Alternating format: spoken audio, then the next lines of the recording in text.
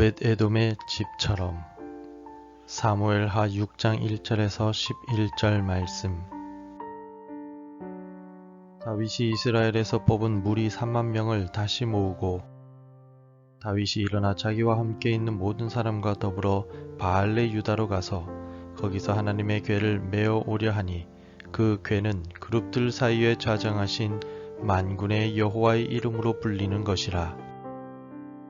그들이 하나님의 궤를 새 수레에 싣고 산에 있는 아비나답의 집에서 나오는데 아비나답의 아들 우사와 아효가 그 새 수레를 모니라. 그들이 산에 있는 아비나답의 집에서 하나님의 궤를 싣고 나올 때에 아효는 궤 앞에서 가고 다윗과 이스라엘 온 족속은 잣나무로 만든 여러 가지 악기와 수금과 비파와 소고와 양금과 제금으로 여호와 앞에서 연주하더라. 그들이 나곤의 타작마당에 이르러서는 소들이 뛰므로 우사가 손을 들어 하나님의 궤를 붙들었더니 여호와 하나님이 우사가 잘못함으로 말미암아 진노하사 그를 그곳에서 치시니 그가 거기 하나님의 궤 곁에서 죽으니라. 여호와께서 우사를 치심으로 다윗이 분하여 그것을 베레스 우사라 부르니 그 이름이 오늘까지 이르니라. 다윗이 그날에 여호와를 두려워하여 이르되 여호와의 궤가 어찌 내게로 오리요 하고 다윗이 여호와의 궤를 옮겨 다윗성 자기에게로 메어가기를 즐겨하지 아니하고 가드 사람 오벳에돔의 집으로 메어간지라. 여호와의 궤가 가드 사람 오벳에돔의 집에 석 달을 있었는데 여호와께서 오벳에돔과 그의 온 집에 복을 주시니라. 전자제품이나 물품을 사면 품질 보증서와 함께 사용 설명서가 첨부되어 있습니다. 자동차를 사면 두꺼운 사용 설명서 책자를 줍니다. 그래서 사람들은 전자제품이나 자동차를 사용하기 전에 반드시 사용 설명서를 읽어보라고 말합니다. 사용 설명서는 구입한 물품을 가장 정확하게 다루는 방법이 기록되어 있고 혹시라도 잘못 사용하여 생길 수 있는 문제를 예방하도록 도와줍니다. 그래서 아무리 잘 아는 물건이라도 사용하기 전에 사용 설명서를 꼼꼼히 읽어보는 것이 좋습니다. 나라가 안정되고 외적의 침입에서 벗어나게 된 다윗은 기럇 여아림의 아비나답의 집으로 갑니다. 왜냐하면 20년 동안이나 하나님의 궤가 아비나답의 집에 있었기 때문입니다. 이제 나라가 안정된 상황 속에서 자신이 머무르는 수도인 예루살렘으로 하나님의 궤를 옮겨오길 원했던 다윗은 정성을 다하여 하나님의 궤를 옮겨올 준비를 합니다. 그러나 우사라는 사람이 하나님의 궤를 손으로 붙잡다가 죽고 하나님의 궤는 근처의 오벳에돔의 집으로 임시 보관이 됩니다. 오늘 본문의 사건을 통해서 우리가 깨달아야 할 점이 무엇일까요? 첫째는 다윗처럼 하나님의 임재를 사모해야 합니다. 다윗은 블레셋과 치른 두 차례의 전쟁에서 하나님의 은혜로 승리를 거둔 후 하나님의 궤를 자신이 있는 예루살렘으로 옮겨가려고 하였습니다. 왜냐하면 하나님의 궤는 곧 하나님의 말씀과 하나님의 임재하심을 상징하기 때문입니다. 하나님의 궤 속에는 십계명의 두 돌판이 들어있었습니다. 그리고 하나님의 궤는 하나님이 앉아 계시는 의자로 생각이 되었었습니다. 그래서 다윗은 하나님의 말씀을 자신의 집에 두기를 원했고 하나님을 자신의 집으로 모시길 바랬습니다. 2절을 함께 읽어보겠습니다.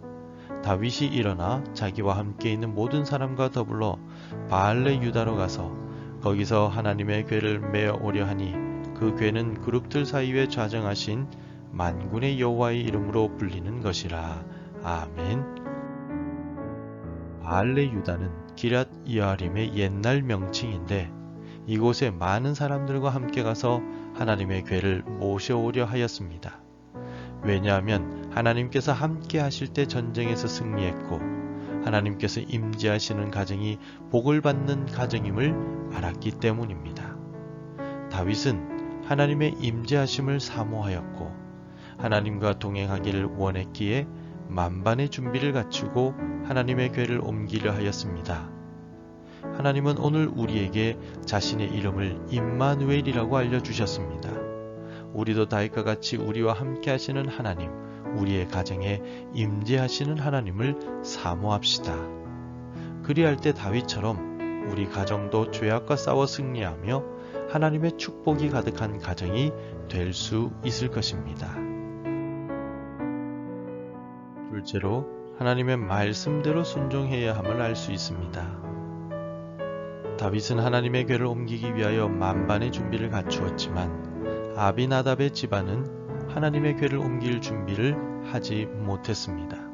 하나님의 궤를 옮기는데도 설명서가 있습니다. 민수기 4장 15절에 의하면 하나님의 궤를 옮길 때는 반드시 레위 지파의 고핫 자손이나 제사장들이 궤의 네고리에 채를 꿰어 어깨에 메고 옮겨야만 한다라고 기록하고 있습니다.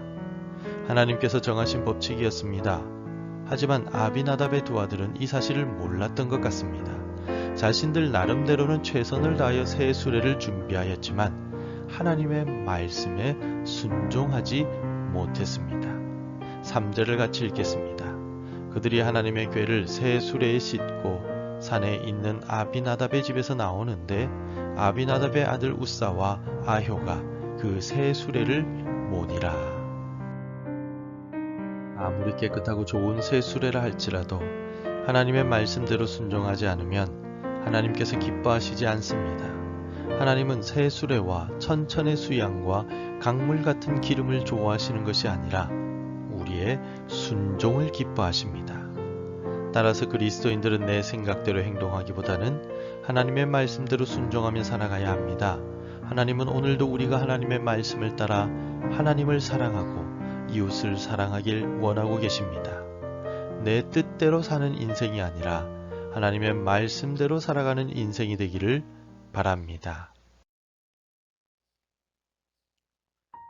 하나님의 말씀대로 하나님의 궤를 옮기지 않았던 우사는 결국 하나님의 손에 죽고 맙니다. 그가 하나님께서 정하신 법칙에 대해 무지했거나 혹은 불순종한 결과였습니다. 그래서 다윗은 두려움 가운데 하나님의 궤를 베레스 우사 근처에 오벳 에돔이라는 사람의 집에 모셨습니다. 석 달 동안 오벳 에돔이 자신의 집에 하나님의 궤를 모셨는데 하나님께서는 그의 집에 복을 내려주셨다라고 성경은 기록하고 있습니다. 오벳 에돔은 레위 지파의 고핫 자손이었습니다. 그래서 그는 하나님의 궤에 대해 잘 알았던 것 같습니다. 오벳 에돔은 하나님의 궤를 경외하였습니다. 이전에 블레셋 사람들이 하나님의 궤를 함부로 대했다가 많은 블레셋 사람들이 질병으로 죽었던 일이 있었습니다. 벳세메스 사람들도 함부로 하나님의 궤를 들여다보았다가 죽임을 당했습니다. 우사도 하나님의 궤에 함부로 손을 대었다가 죽고 말았습니다. 그래서 오벳에돔은 하나님의 궤를 경외하며 합당하게 모셨던 것입니다. 우리는 우리 인생에서 하나님의 은혜가 넘치고 우리 자녀들이 하나님께서 주시는 형통의 복을 받았으면 좋겠다고 기도합니다. 또 우리 가정 가운데 하나님께서 주시는 화평이 가득했으면 좋겠다라며 간구합니다. 우리가 오벳 에돔의 집과 같이 하나님의 은혜가 넘치는 가정, 하나님의 은혜가 충만한 인생이 되기를 원한다면 기도하며 하나님의 말씀을 소중하게 여겨야 합니다. 기도하고 말씀에 순종할 때 하나님은 오벳 에돔의 집에 내리신 복을 부어 주십니다. 오늘 하루 우리와 함께 하시는 임마누엘의 하나님과 동행하며 살아갑시다. 또 주의 말씀을 사모하고 말씀을 지키며 살아갑시다. 그리할 때 우리 인생과 가정에도 하나님께서 축복을 부어 주실 것입니다. 기도하겠습니다. 하나님 아버지, 우리가 말씀을 들어도 실천하지 못하고 우사처럼 내 뜻대로 살았음을 고백합니다. 우리의 부족함을 용서해 주옵소서. 이제는 오벳 에돔과 같이 하나님의 말씀대로 살아가기로 결단합니다. 하나님을 경외하고 주의 말씀을 사모하며 살아갈 때 우리에게도 오벳 에돔의 집에 부어주셨던 은혜와 복을 내려 주옵소서. 예수님의 이름으로 기도드립니다. 아멘. 계속해서 함께 기도해 주시기 바랍니다. 하나님과 동행하며 살아가게 하소서. 주의 말씀을 사모하며 말씀대로 살아가게 하소서. 우리 교회가 말씀 위에 세워지게 하소서. 복음 전해야 할 한 사람이 생각나게 하소서. 오늘도 말씀대로 살아가며 열매 맺는 하루가 되시기를 축복합니다.